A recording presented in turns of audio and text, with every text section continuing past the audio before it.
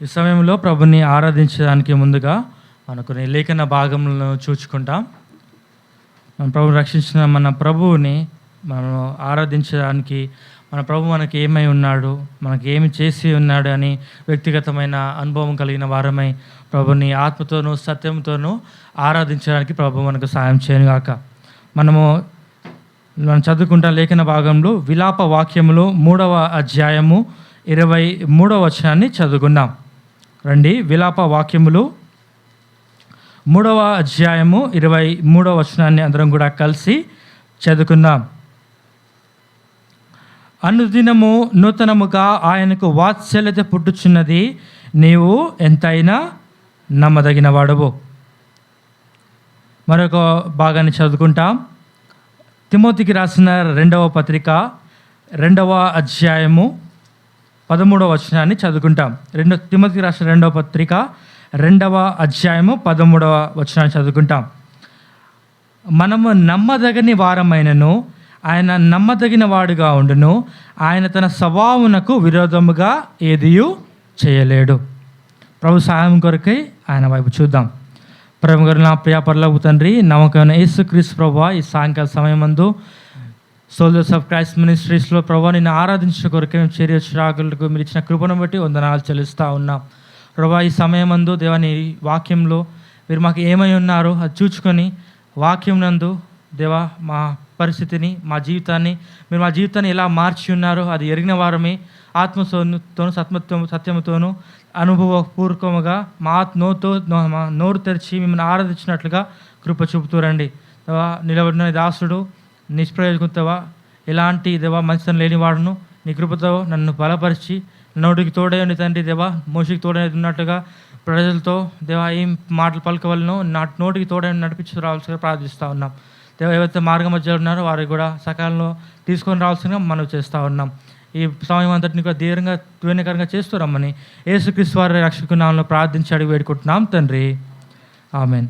ఈ సమయంలో మనం చూస్తూ వచ్చినట్లయితే మనం 2 భాగాలు మనము చదువుతూ వచ్చినాం. విలాప వాక్యములు 3వ అధ్యాయము 23వ వచనంలో మనం చూస్తూ వచ్చినాం. ఏం మాట అంటే, అనుదినము ఆయనకు నూతనముగా వాత్సల్యం పుట్టుచున్నది, నీవు ఎంతైనా నమ్మదగిన వాడవు అనే పదాన్ని మనం చూస్తూ ఉన్నాం. ప్రభువు ఎంతైనా నమ్మదగిన వాడు. మనము నమ్మదగిన వారమైనను ఆయన నమ్మదగిన వాడుగా ఉండును అనే వాక్యాన్ని మనము తిమోతికి రాసిన 2వ పత్రికలో చూస్తూ వచ్చినాం. మన ప్రభువు నమ్మదగిన వాడే మన జీవితాల్లో చేస్తూ వచ్చిన ఒక 3 మేళ్లను ఈ సాయంకాలం మనం ధ్యానం చేస్తాం. రండి, యోహాను రాసిన మొదటి పత్రిక 1వ అధ్యాయం 19వ వచనం చదువుకుంటాం. యోహాను రాసిన మొదటి పత్రిక 1వ అధ్యాయము 9వ వచనం. మన పాపములను మనం ఒప్పుకునేలా ఆయన నమ్మదగిన వాడును, నీతి మంత్రుని గనుక ఆయన మన పాపమును క్షమించి సమస్త దుర్నీతి నుండి మనల్ని పవిత్రులుగా చేయను. చూసినట్లయితే మొదటిగా చేస్తున్న మేలు ఏంటంటే, మన పాపములను మనం ఒప్పుకునేలా ఆయన నమ్మదగిన వాడును, నీతిమంతుడును గనుక. చూసినట్లయితే యేసుక్రీస్తు వారు నమ్మదగిన వాడై ఆయన నీతిమంతుడై మన పాపములను క్షమిస్తూ వచ్చినాడు. మనం చేసిన మొట్టమొదటి మేలు ఏంటంటే, దేవుడు మన పాపములు మనం ఒప్పుకున్నప్పుడు ఆయన నమ్మదగిన వాడై నీతిమంతుడై ఆయన మన పాపములను క్షమిస్తూ వచ్చినాడు. దానికి విషయం ఇంకో వాక్యాన్ని మనం చూస్తాము. లూకా సువార్త 7వ అధ్యాయము 47వ వచనాన్ని చూస్తాం. లూకా సువార్త 7వ అధ్యాయము 47వ వచనాన్ని చూస్తాం. ఆమె విస్తారముగా ప్రేమించను గనుక ఆమె యొక్క విస్తార పాపములు క్షమింపబడినని మీతో చెప్పుచున్నాను. ఎవనికి కొంచెంగా క్షమింపబడనో ఆమె కొంచెంగా ప్రేమించున్నా అని చెప్పి 48-49 చదువుతామండి. నీ పాపము క్షమింపబడి ఉన్నవి అని ఆమెతో అనెను. అప్పుడు ఆయనతో కూడా భోజన పంక్తిని కూర్చుండి ఉన్నవారు పాపమును క్షమించున్న ఇతడు ఎవడని తమలో తాము అనుకొనసాగిరి. ఇక్కడ చూస్తూ వచ్చినట్లయితే పాపాత్మురాలైన ఒక స్త్రీ గురించిన ఉదాహరణ మనకి ఇక్కడ కనిపిస్తూ ఉన్నది. చూస్తూ వచ్చినట్లయితే ప్రభువైన యేసుక్రీస్తు వారు తన శిష్యులతో కూడా భోజనం చేయడానికి ఆ మేడగదిలో ప్రభువైన యేసుక్రీస్తు కూర్చుండి ఉన్నప్పుడు ఒక స్త్రీ వచ్చి ప్రభువైన యేసుక్రీస్తు వారి యొక్క వెనుక తట్టుగా ఉండి ఆయన పాదములను తన బుడ్డిలో అత్తరు తీసుకొని వచ్చి ఆ అతరు బుట్టిని తను పగలగొట్టి ప్రభువైన యేసుక్రీస్తు ఆయనకు పూస్తూ వచ్చింది. అప్పుడు ఆయన ప్రభువైన యేసుక్రీస్తు సెలవు ఇచ్చిన మాట, ఆమె విస్తారంగా ప్రేమించిన కనుక ఆమె యొక్క విస్తారమైన పాపములు క్షమింపబడినాయని శ్రమిస్తూ వచ్చినాడు. ఆమె పాపములు క్షమింపబడినాయని ఆమెతో చెప్తా వచ్చినాడు. మన ప్రభువైన యేసుక్రీస్తు వారు మన పాపములు ఆయన నమ్మదగిన వాడి మన విస్తారమైన పాపములు మనం పాపములు లెక్క కట్టినట్లయితే అవి విస్తారముగా ఉన్నామని దేవుని యొక్క వాక్యంలో రాయబడతా వచ్చింది. రండి మనం మరొక వాక్యాన్ని చూస్తాము. అపోస్తుల కార్యములు 5వ అధ్యాయము 31వ వచనంలో మాట రాయబడతా వచ్చింది. ఇజ్రాయేలునకు మారు మనస్సును పాప క్షమాపణను దయచేయుటకై దేవుడు ఆయనను అధిపతిగాను రక్షకునిగాను తన దక్షిణ బలము చేత హెచ్చించి ఉన్నాడు. చూస్తూ వచ్చినట్టు ప్రభువైన యేసుక్రీస్తు వారి మన పాపను క్షమించుకున్నాడు కాక మన విస్తారమైన పాపలను క్షమిస్తూ వచ్చినాడు. ఆయన మనకు చేస్తున్నట్లయితే ఇజ్రాయేల్ ప్రజలకు మారు మనస్సు పాప క్షమాపణ దయచేయుటకై దేవుడు ఆయనను అధిపతిగాను రక్షకునిగాను అనుగ్రహిస్తూ వచ్చినాడు. ప్రభువైన యేసుక్రీస్తు వారు మనకు రక్షకునిగా అనుగ్రహింపబడుతూ వచ్చినాడు. ఆయన నమ్మదగిన వాడై మొట్టమొదటిగా మన పాపములను ఆయన క్షమిస్తూ వచ్చినాడు. రెండవదిగా ఆయన చేసి వచ్చిన మేలు మనం చూస్తాం. రండి తెస్సలోనికి రాసిన పత్రిక 3వ అధ్యాయము 3వ వచనాన్ని చదువుకుంటాం. తెస్సలోనికి రాసిన 2వ పత్రిక 3వ అధ్యాయము 3వ వచనము. అయితే ప్రభువు నమ్మదగిన వాడు, ఆయన మిమ్మల్ని స్థిరపరిచి దుష్టత్వము నుండి కాపాడును. చూసినట్టయితే రెండవదిగా మన ప్రభువు నమ్మదగిన వాడై దుష్టత్వం నుండి కాపాడుతూ ఉన్నాడు. మొట్టమొదటిగా మన ప్రభువు నమ్మదగిన వాడు, ఆయన మన పాపములు క్షమించును, మన విస్తారమైన పాపములు ఆయన క్షమించేవాడుగా ఉన్నాడు. రెండవదిగా ఆయన ఆయన నమ్మదగిన వాడి, ఆయన దుష్టత్వం నుండి కాపాడు దేవుడిగా మనకు ఉన్నాడు. రండి కీర్తనలు 40వ అధ్యాయం 40వ కీర్తన 2వ వచనం చదువుకుంటాం. నాశనకరమైన గుంటలో నుండి జిగటగల దొంగ ఊబులో నుండి ఆయన నన్ను పైకెత్తెను, ఆయన నా పాదములు బండ మీద నిలిపి నా అడుగులు స్థిరపరచును. చూస్తూ వచ్చినట్లయితే మన ప్రభువైన యేసుక్రీస్తు వారు మనను దుష్టత్వం నుండి కాపాడుతూ మన జీవితం ఎలా ఉందంటే నాశనకరమైన గుంటలో మనం పడి ఉన్నాం, జిగటగల దొంగ ఊబిలో పడి ఉన్నాం, మనగా లేవలేని పరిస్థితుల్లో మనం ఉన్నాం. అలాంటి మన స్థితిని ప్రభు ఎరిగినవాడి ఆయన తన చెయ్యి ఇచ్చి మన పైకెత్తినవాడిగా ఉన్నాడు. ఆయన నన్ను పైకెత్తను, నా పాదములు బండ మీద నిలిపి నా అడుగులు స్థిరపరచని రాయబడతా వచ్చింది. చూసినట్లయితే మన జీవితంలో మనము నాశనకరమైన గుంటలో ఉన్నాం, మన నిత్య నరకాగ్నికి నిత్య నాశనానికి పాత్రలమై ఉన్నాము. ఆయనకని మన ప్రభువు నమ్మదగిన వాడై మనను ఆ ఊబి నుండి నిత్య నాశనం నుండి మనం తప్పిస్తూ వచ్చినాడు. మన దుష్టత్వం నుండి మనను ఆయన రక్షిస్తూ వచ్చినాడు. యోహాను సువార్త 17వ అధ్యాయము 15వ అధ్యాయంలో 17వ అధ్యాయం 15వ వచనంలో ఒక మాట రాయబడతా వచ్చింది. యోహాను సువార్త 17వ అధ్యాయము 15వ వచనం.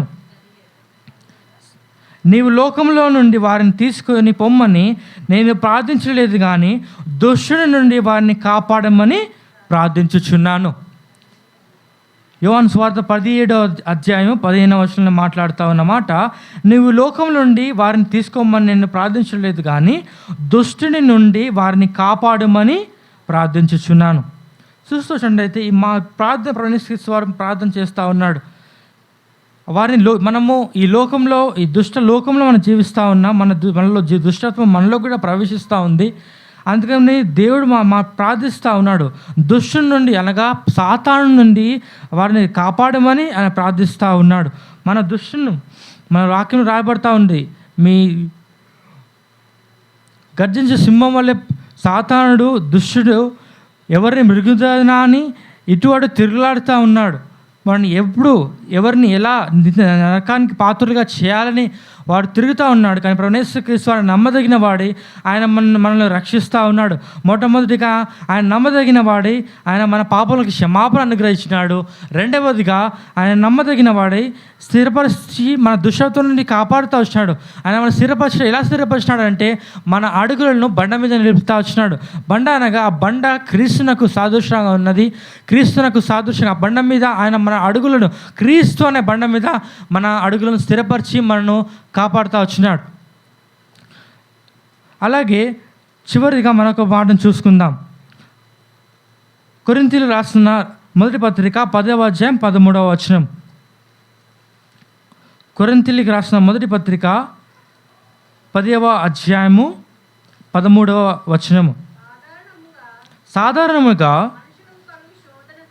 మనుషుల కలుగు శోధన తప్ప మరి ఏదీ మీకు సంభవింపలేదు.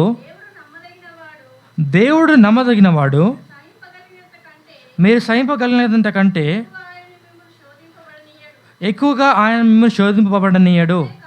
అంతేకాదు సహింపగలుగుటకు ఆయన శోధనతో కూడా తప్పించుకొను మార్గమును కలుగజేయును. చూసినట్లయితే మన ప్రభు నమ్మదగిన వాడు. మన జీవితంలో విశ్వాసములుగా రక్షించబడిన తర్వాత మనకు అనేక శోధనలు మన జీవితాల్లో వస్తాయి. ప్రభువే దాన్ని మన జీవితాల్లో అనుమతిస్తాడు. మనము ఈ శోధనలు జయించి ఈ లోక శోధనలు, లోక సంబంధమైన ఆశలు, శరీరాశ, నేత్రాశ, జీవబుడంబం అనే ఇలాంటి ఆశలు, శరీరాశ, లోక జీవితము, లోక సంబంధమైన విషయాలన్నింటినీ, ఆ శోధనలు అన్నీ సహించిన వారు, వాక్యం రాయబడిన సహించిన వారికి జీవకిరీటం ఇవ్వబడతా ఉంది. ఆయన సింహాసనంలో కూర్చునే భాగ్యం మనకి ఇవ్వబడతా ఉన్నది. ఆ శోధనలు ప్రభువే మనకు అనుమతించేవాడుగా ఉన్నాడు. ఆ శోధనలను సహించి మనము ఎలా అయితే బంగారము పరీక్షించబడుటకై అగ్నిలో పరీక్షించబడిన చేత దాన్ని సువర్ణం యొక్క ఆ సువర్ణం ఎంత మెరుస్తూ ఉంటుందో, బంగారం ఎంత బాగా మెరుస్తుంది, దానిలో ఉన్న ఆ మాలిన్యం అంతా వెళ్ళిపోయిన తర్వాత స్వచ్ఛమైన బంగారం ఎలా మెరుస్తుందో, ఆ శోధనలో ప్రభు మనల్ని శోధనలో ప్రవేశించే చేత, మనల్ని శోధించే చేత ప్రభు మనల్ని సువర్ణము వల్లే ప్రభు మనల్ని పరీక్షించి మనల్ని సువర్ణముగా బంగారం వల్ల మెరిచేటట్లుగా మనం చేస్తూ ఉన్నాడు. ఆయన మనల్ని ఎలా శోధిస్తూ ఉన్నాడంటే, ఆ శోధన అనుమతిస్తూ ఉన్నాడంటే, ఆ శోధనలో మనల్ని సహించగలిగినంతకంటే ఎక్కువగా మనల్ని ఆయన శోధించట్లేదు. అలాగే ఆ శోధనలు సహించడానికి ఆయన తప్పించుకొని మార్గంను కూడా ఆయన మనకు కలుగజేయవాడుగా ఉన్నాడు. మనం 3 విషయాలు ఈ దినంన మనం ఆరాధన కొరకు చూస్తూ వచ్చినాం. మొట్టమొదటిగా ఆయన మన ప్రభువు నమ్మదగిన వాడు. మన యేసుక్రీస్తు వారు నమ్మదగిన వాడే. మొట్టమొదటిగా ఆయన మన పాపములు క్షమిస్తూ వచ్చినాడు. మన పాపములను క్షమించి నిత్య రాజ్యమునకు మనం వారసులుగా చేస్తూ వచ్చినాడు. రెండవదిగా స్థిరపరిచి దుష్టత్వం నుండి, అనగా దుష్టు నుండి మనం కాపాడుతూ వచ్చినాడు. నిత్య నరకాగ్ని నుంచి మనం వెళ్ళకుండా ఆయన జిగటగల దొంగ ఊపిల నుండి ఆయన మనకు లేవనెత్తి క్రీస్తు అనే బండ మీద మన అడుగులు స్థిరపరుస్తూ వచ్చినాడు. మూడవదిగా సహింపగలిగిన దానికంటే ఎక్కువగా శోధింపనీయలేడు. మన శోధనలో కూడా ఆయన భాగస్వామిగా, మన శోధనలో మనకు ఆయన తోడే ఉండి శోధనలను జయించుటకు ఆయన కృపనిచ్చేవాడుగా ఉన్నాడు. ఈ విషయాలన్నింటినీ కూడా మనము తెలుసుకున్న వారై మనము ప్రభుని ఆత్మతోనూ సత్యంతోనూ ఆరాధించడానికి కొరకు ప్రభువునకు సహాయం చేయనుగాక. ఈ సమయంలో మనం ఆరాధనలో ప్రవేశిస్తాం. ఒక సహోదరుడు, ఒక సహోదరి వాక్యవేళలో ఆరాధించండి.